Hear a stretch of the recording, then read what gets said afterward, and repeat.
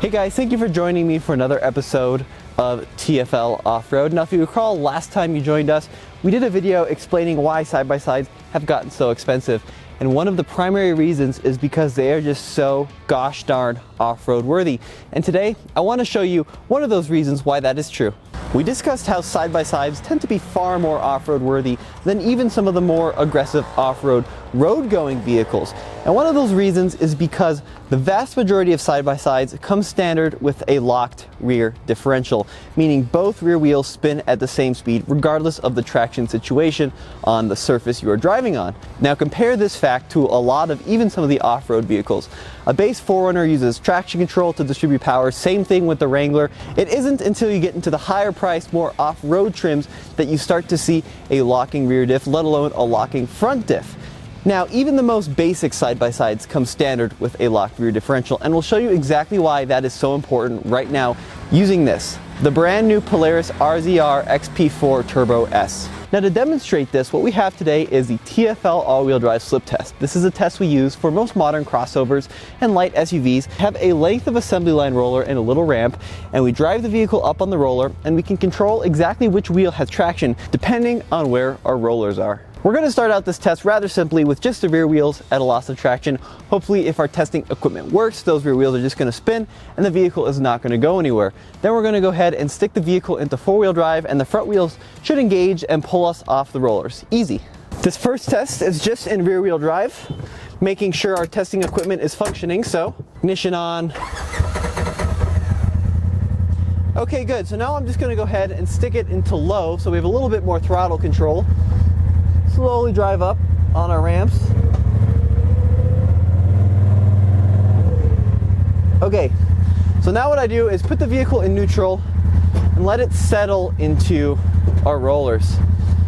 So now I'm going to simply, in two-wheel drive, apply just a little bit of throttle and see if we get some spinning of the rear wheels, see if our rollers are actually working to simulate a loss of traction.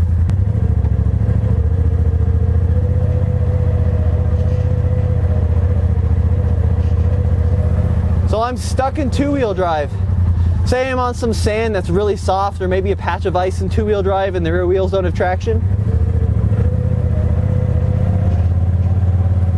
That is what would happen. Notice they are spinning at the same speed.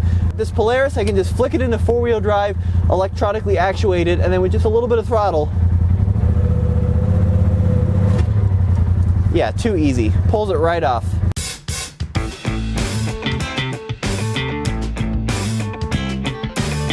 Well, that was far too easy. Just about every all-wheel drive or four-wheel drive off-road vehicle or even car or SUV could handle that test with no problem.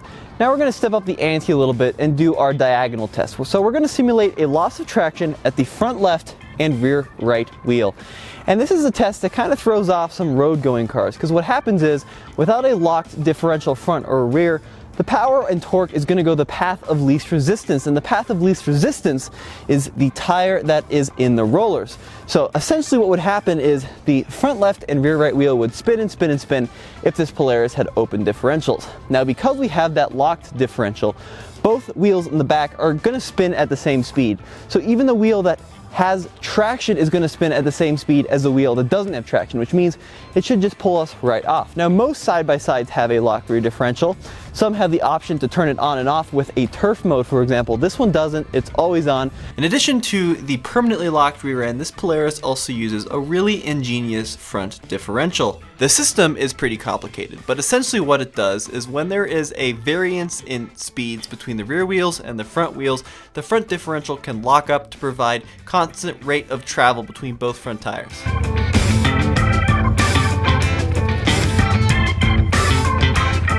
Okay, diagonal test, front left, rear right at a loss of traction. So, start her up.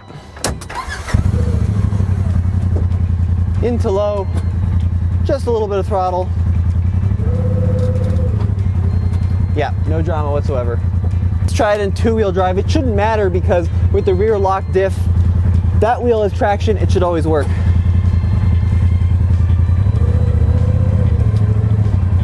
Yeah, so two-wheel drive, four-wheel drive, doesn't matter at all.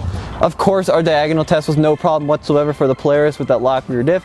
Now we're going to go to a 3-wheel test, so we're going to simulate a loss of traction in both front and the left rear wheel, see if it'll pull itself off. It should once again have no problem doing that on this relatively flat street.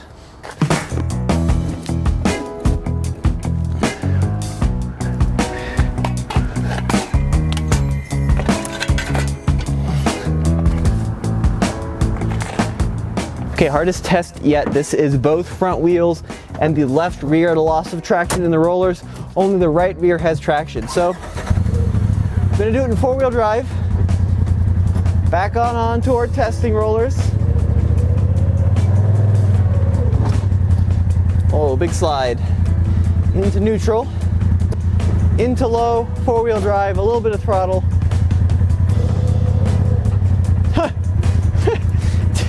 It didn't even spin anything. Try that again.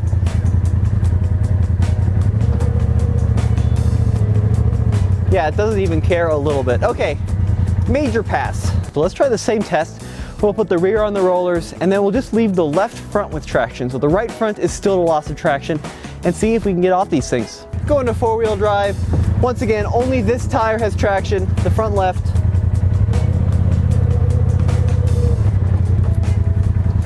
Yeah, down, no problem.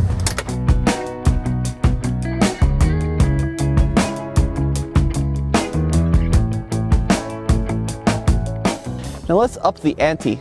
Let's see what happens if we try the same test on a hill.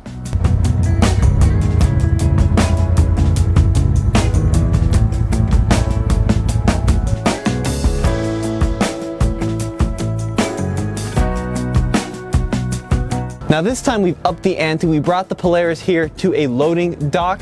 It's at a nice angle. We've got both front wheels on the roller and the rear left. This is a very difficult test for any modern crossover or even pretty sophisticated off-road SUV. I don't think it's going to be a problem for this thing. And if you're wondering about the steepness of this ramp, it's about 12 degrees according to the inclinometer on my phone.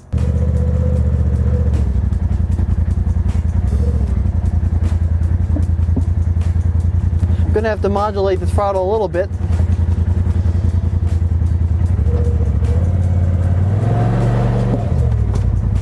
And we're off.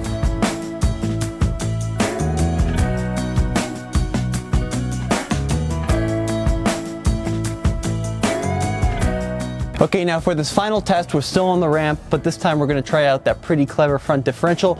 Both rear wheels are on the rollers, only the right front has traction. Let's see what happens. A little bit of throttle.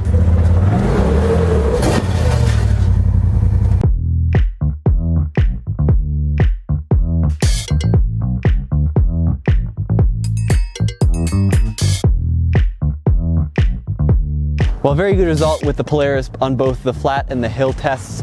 100%, pretty much perfect pass out here. Really pleased with how this performed, and it just goes to show why these things are so good off-road, or at least one of the reasons they are. As always, I'm Tommy with the Fastlane Off-Road. Be sure to go back to TFLoffroad.com for the latest and greatest in everything side-by-side and motorcycle and ATV and everything power sports.